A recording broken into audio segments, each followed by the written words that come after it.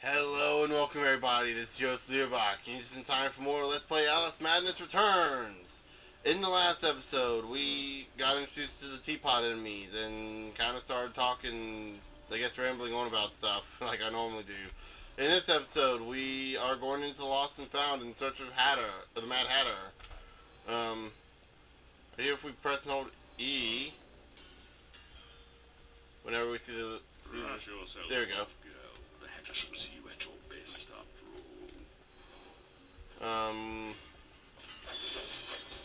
You'll see the Cheshire Cat pop up whenever you see that symbol. And so yeah, you can have them talk. And I think there are moments where you can have multiple conversations with them. And we can't go through that because it's burning hot tea.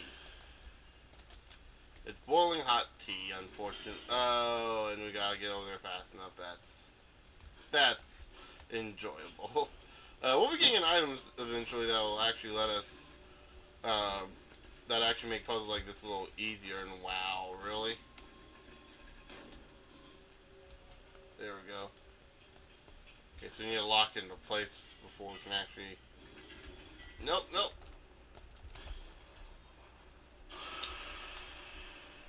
Right there, see a lone butterfly.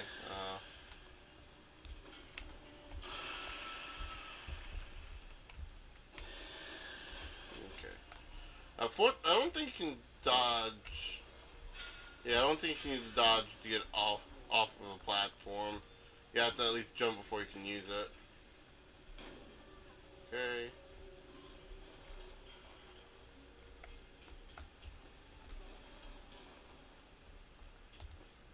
There we go. Got on it in time. Actually, I had plenty of time that time for some reason. Head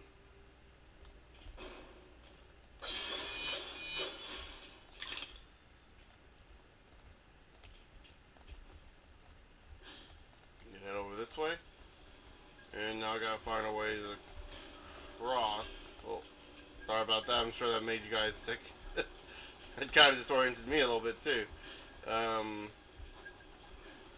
I think we'll be heading up there anyways. Yeah, I think we'll be going full circle around there. But yeah, so yeah, news broke out recently that the Xbox One is no longer going to use online or any kind of DRM policy. It's going to be region free and all that other stuff. I cannot tell you how excited I am for that. I may not be a big Xbox fan, but the fact that they stopped that means a lot. That's a bottle. Looks like. Because the only if it wasn't for us, if it wasn't for the consumers being so vocal about it. Okay, so let me go ahead and tell you one of the worst things about this thing. Cliff Bleszinski, so-and-so that he is, this is the same guy that made Gears of War, and so, yeah, that's not the reason I kind of have a little disdain for him. It's something he said a while ago. I can't remember what it was. I just remember it made me really angry. It said it's talking about the graphics of a game, like how they have to look real in order, because you can't find attachments to things that don't look real. It's like, yeah, because Okami is something that, anyway.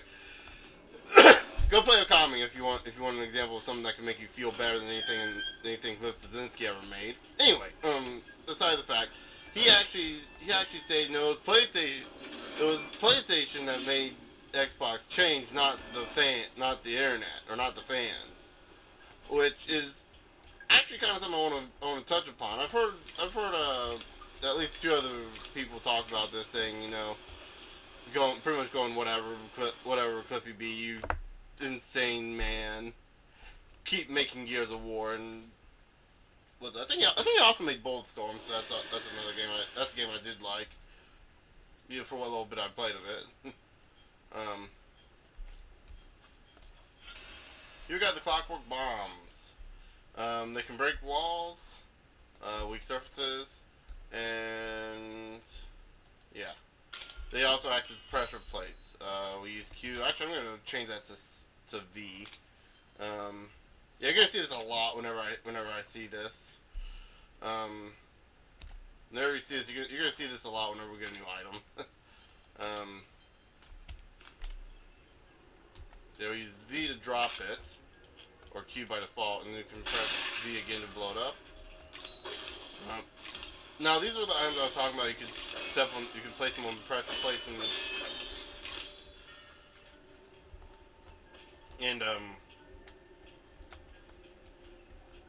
crap. And they'll keep they have the weight to them. These are also useful against certain enemies because they'll go and attack these instead of you. But anyway, like so Cliff Blazinski does not. I don't think Cliff Blazinski understands that PlayStation wasn't the one that made Xbox change. Let's face it, or even if they were, let's go ahead and face it. If it wasn't for the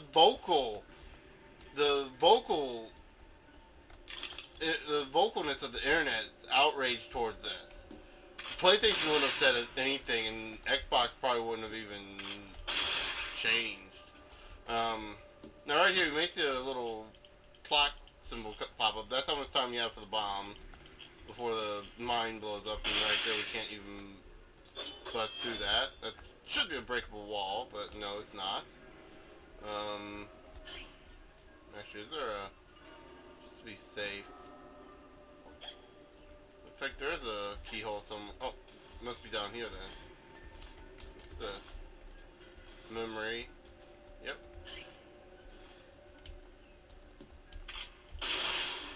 I don't think you can hurt yourself by your own bomb, but yeah. But keep in mind, if it wasn't for the vocalness of the internet, people would not have, the PlayStation would not have said anything. They would not have taken advantage of Xbox's stupidity and ran them into the ground like they did at E3. I mean, it was hilarious what PlayStation did they didn't do anything. What they did, they twisted the knife deeper in. They twisted the knife deeper into Microsoft. It was already there to begin with. But yeah, anyway. We have this little segment here. This is memory segment. This is part of the... trap.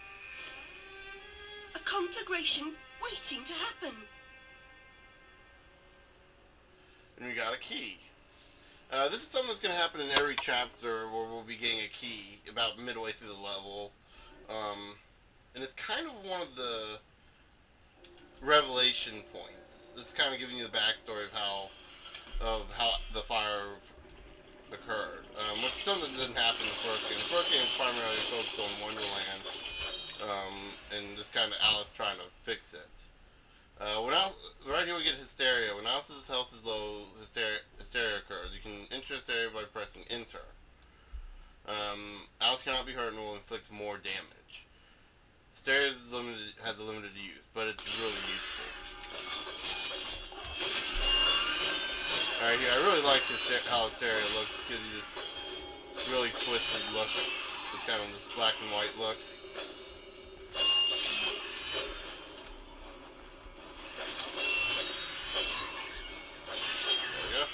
Enter focus mode at the very end. But yeah, I believe you can enter Hysteria as many times as you like, as long as you have more health at the end of Hysteria, and then you lose that health. So yeah, there's no limits to it, aside from, you have really low health. Right there's something else we can hit with the pepper gun. That's not just a, oh wait, there we go. Entering mode, pressing T. Shoot the red when active, when it's green, it's activated. Okay, so yeah.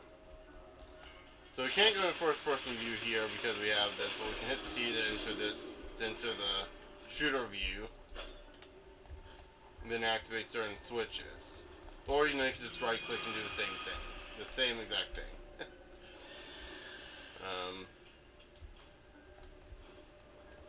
But yeah.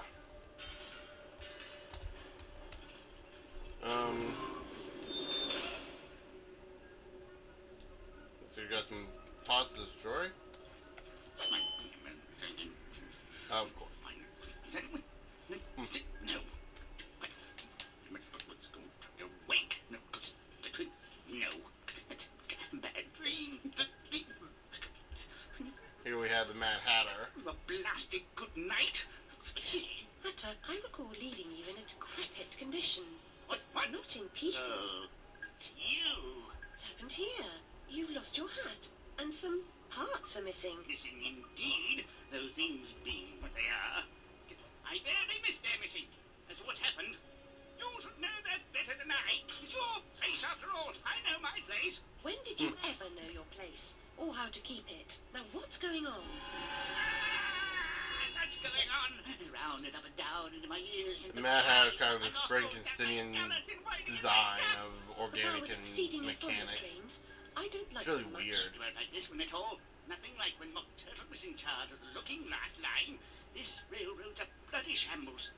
The stink is ferocious, the light blinding, the noise Ah, hellacious. quite, Hatter. I get the idea. A bad train. The world is upside down, Harry. Inmates run the asylum. No thanks. And worst of all, I've left tears.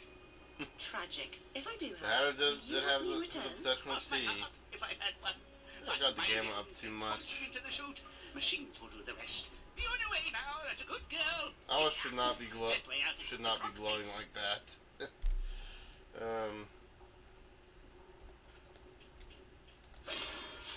So I don't know if you guys can see her glowing or not. And I know recording tends to cut the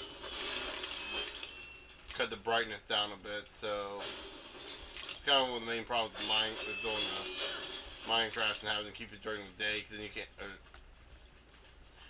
at night doing it at night, because like it's difficult to see at night, so you have to turn the brightness up on Minecraft. I keep my brightness up anyway. I hate not being able to see where I'm going. Pressure pads function when weight is applied. Okay, we already know that.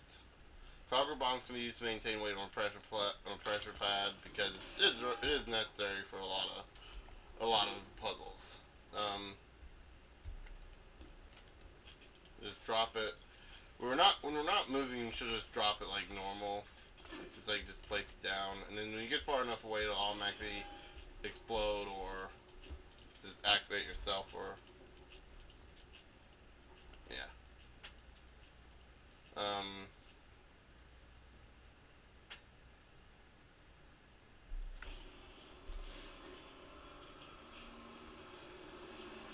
It's right here. Excuse me. So right here, we're getting close to an area where we're getting to the point where I'm going to have to start using the controller in combat. Primarily because I switched the controls of the umbrella. Press C while focused to block with Alice's umbrella. If timed correctly, a block can deflect certain enemy attacks. Doesn't work. We have diminishing ruins. This guy. So I can't use. Crap. There we go. Gotta get used to controls again. There we go. Right there.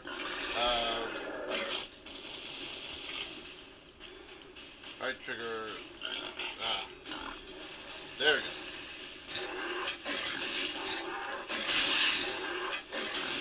There we go. Trying to get used to this again.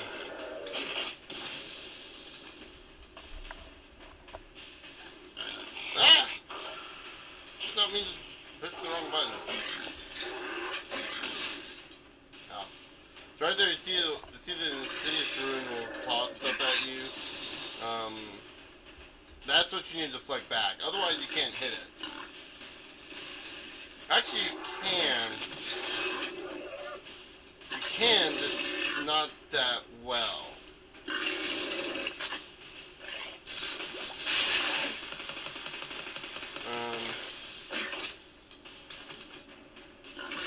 There we go. Triangle the attack key.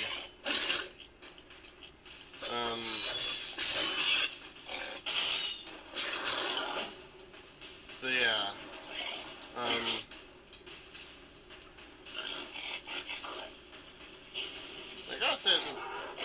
big game-breaking bug when you,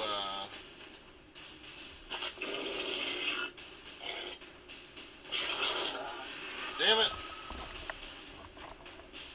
Getting used to control again. Well, honestly, if it wasn't for the controller being so wonky with the right control stick, I'd probably actually... Oh, wow.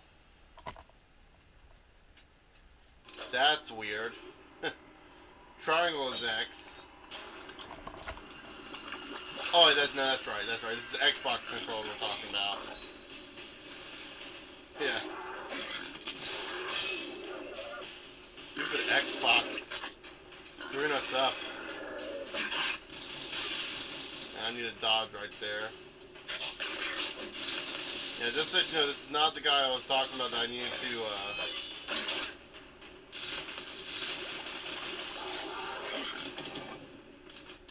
that I need to use the dodge for. Actually something else. It's actually another thing, like I said, much later in the game.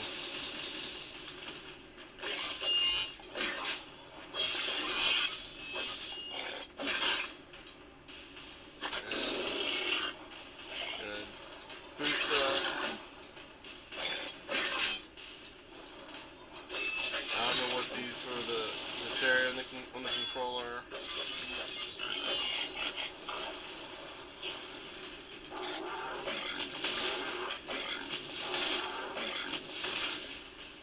So yeah, whenever I didn't use the controller, I had to take those opportunities to attack this guy with whenever tossed. I would dodge and actually attack it and be able to do some.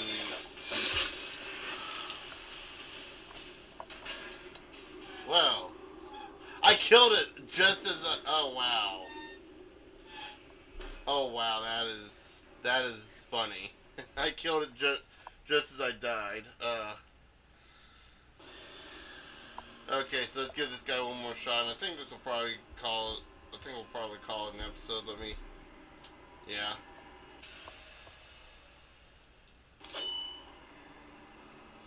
Okay. So we got, yeah.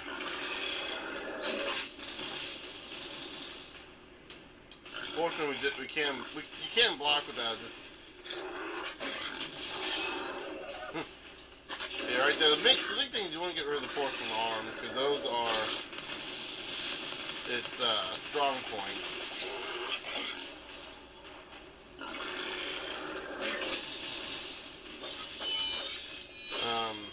Those are pretty much what it's using for its defense. You want to just kind of stick away from that.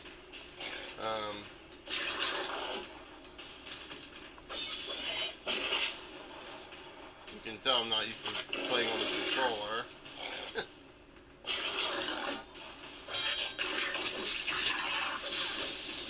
Right there, it's got like three, I guess you say phases.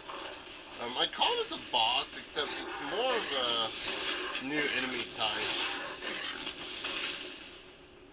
I think that does damage to it. Ah, it's too early.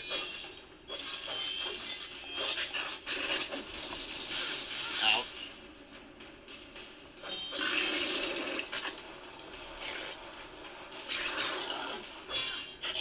And of course, hitting it in the back is not going to do any good. Then we finish it off, and we got some health back. Okay. Now I can move back to the keyboard. I love being able to switch between the two, like flawlessly, effortlessly.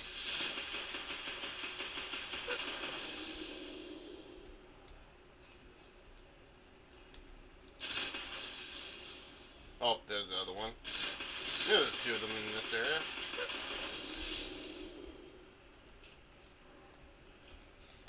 Both take us to different areas. Okay, so... Not sure which area we want to go to. Cranking up and pressing down, or smelting and regurgitating. I think we're going to end the episode off here for now. So in the next episode, we'll decide which area we want to go to first. And yeah, and from there, I guess we'll figure out something. But until then, I'll see you guys later.